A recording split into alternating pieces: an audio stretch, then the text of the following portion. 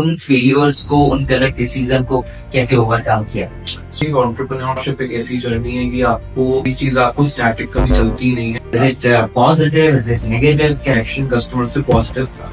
काफी सारे बिल्स पे करने हैं। मैं राइस को थैंक यू बोलूंगा कि उन्होंने 1 साल से प्रॉपर्टी का रेंटल बिल बचा लिया and I hope they continue भी रहे आगे।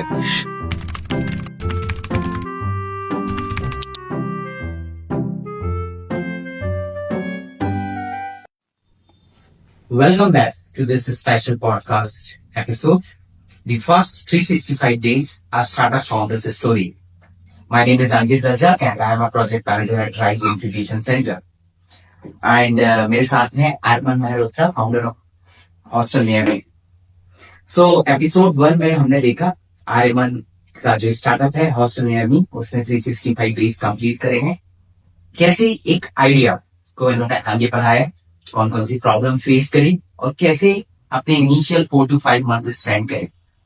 आज आर्यमन जानना चाहेंगे कि आफ्टर 5 to 6 मंथ आपका पहला कस्टमर कैसे आपको मिला, क्या एक्सपीरियंस था आपका? तो पहला कस्टमर मेरे को मिला था जब मैंने यूनिवर्सिटीज के साथ टाई अप करना शुरू किया था एंड ट्रेडिशनल मार्केटिंग के थ्रू मेरे को मिला था। मैंने अपने पोस्टर स्टिक करे थे कंपनी के बहुत सारी जगहों पे। जो यूनिवर्सिटीज के प्यून होते हैं, जो क्लरिकल स्टाफ होते हैं, ब्लू कॉलर स्टाफ होते हैं, उनसे मैंने सेटिंग बिठा ली थी एंड उन्होंने भी रिकमेंडेशन देना स्टार्ट किया था। तो वहां से मुझे फर्स्ट बुकिंग साइन थी। That's good. हमेशा इनिशियल कस्टमर मिलना एक रिवॉर्डिंग भी होता है, but it is also some sort of challenge कि वो पहली बार सर्विस यूज करने वाले कैसा फीडबैक आएगा। तो जब इनिशियल फीडबैक आया, लोगों ने आपकी सर्विसेज को यूटिलाइज करना चालू किया, तो आपका क्या पहला रिएक्शन था? Is it positive, is it negative, कैसा रिस्पॉन्स था? सो जनरली मेरा रिएक्शन कस्टमर से पॉजिटिव था। उनको पसंद आया कि हम लोग सारा कुछ ऑनलाइन डेटा शिफ्ट कर रहे हैं और वो लोग घर बैठे बैठे ही ऑनलाइन हॉस्टल्स को व्यू, कंपेयर और बुक कर सकते हैं। तो पॉजिटिव था रिस्पॉन्स सबसे। Oh that's good. जैसे हम मार्केट में अपने प्रोडक्ट एंड सर्विस को कोई स्टार्टअप लॉन्च करता है, now it's your responsibility to deliver the quality services.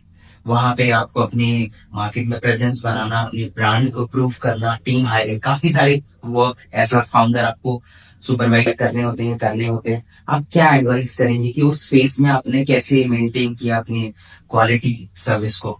सो हम लोग एक वेरिफिकेशन प्रोसेस को फॉलो करते हैं जब भी हम लोग एक नया हॉस्टल ऑनबोर्ड करते हैं एंड हम लोग प्रॉपर्ली जो ओनर होता है उसका आधार कार्ड वेरीफाई करते हैं एंड हम लोग उसका हॉस्टल वेरीफाई करते हैं। पूरी फोटोज जो क्लिक करते हैं वो वेरीफाइड होती है हम लोग की टीम के थ्रू। तो इससे ट्रांसपेरेंसी बढ़ जाती है एंड स्टूडेंट का ट्रस्ट भी बिल्ड हो जाता है। जब वो ऑनलाइन सेम चीज देखता है, जब बुक करता है, उसके बाद में सेम चीज मिलती है उसको। Okay that's good. So initially startup founders जो है, इनिशियली 6 मंथ और 5 मंथ में आपने जो पैसा अपने पॉकेट से लगाया या फंडिंग के थ्रू आपने जो पैसा लगाया, तो आपको रिटर्न्स उतने नहीं मिल पाते हैं। आई बिलीव कि आपके केस में भी ऐसा रहा होगा। जी। कुछ आपको फीडबैक्स मिले होंगे, कुछ हो सकता है आपके डिसीजन गलत गए होंगे। उस समय आपने अपने आप को कैसे मोटिवेट किया और उन फेलियर्स को, उन गलत डिसीजन को कैसे ओवरकम किया? सो आई बिलीव एंटरप्रेन्योरशिप एक ऐसी जर्नी है कि आपको कोई चीज आपको स्टैटिक कभी चलती नहीं है, अप डाउन्स लगे ही रहते हैं एंड अगर कुछ फेलियर्स से अगर आप डिमोटिवेट होके अगर आप छोड़ रहे हो अपना प्रोजेक्ट, अपना पैशन प्रोजेक्ट, तो फिर आई डोंट थिंक आपको परस्यू करना चाहिए। So it's a very up and down वाली लाइफ की नेगेटिव्स भी आएंगे, पॉजिटिव्स भी आएंगे। कभी एक चीज ज्यादा होगी तो दूसरी ज्यादा होगी। तो आई डोंट थिंक बहुत जल्दी डिमोटिवेट होना चाहिए 6 मंथ्स में। जब तक आप 1 ईयर फुल टाइम ना दो इस चीज के ऊपर मिनिमम, तब तक आपको नहीं समझ में आ सकता कि आपका प्रोजेक्ट कैसे जाएगा। आपकी कौन कौन सी स्ट्रैटेजी थी जो आपको लगा कि ओके ये स्ट्रैटेजी ने काम किया? Strategy may be related to marketing, may be team building, may be your involvement in tech product. So marketing में आई बिलीव हम लोगों ने अलग अलग मोड्स पे एक्सपेरिमेंट किया है हमेशा।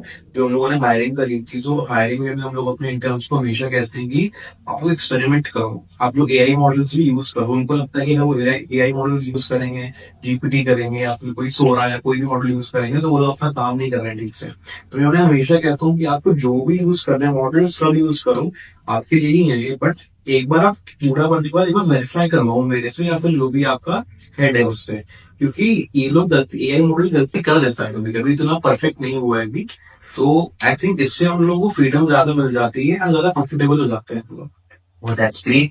So, and being a startup founder, initial days, let's say, when you completed your 10 month, अब आपको अपनी स्टाफ की सैलरी देनी है, काफी सारे बिल्स पे करने हैं, and at the end you also need to answer many questions from the society.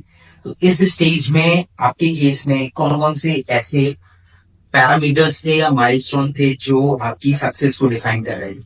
So bills तो रहते ही हैं स्टार्टअप फाउंडर की जर्नी में, बट मैं राइस को थैंक यू बोलूंगा कि उन्होंने 1 साल से प्रॉपर्टी का रेंटल बिल बचा लिया, एंड आई होप ये कंटिन्यू भी रहेगा आगे। तो स्टाफ की सैलरी जाती है, एंड अभी जो ग्रांट आ रही है उससे भी हम लोग कर रहे हैं। तो प्रमोशन मांगना सबने शुरू कर दिया है टीम में, ग्रांट आ रहा है, फंडिंग आ रही है, प्रमोशन दो, पैसा बढ़ाओ हमारा, एंड सैलरी अच्छी और अच्छी पोजीशन दो हम लोगों को। तो वो सब पे भी काम चल रहा है।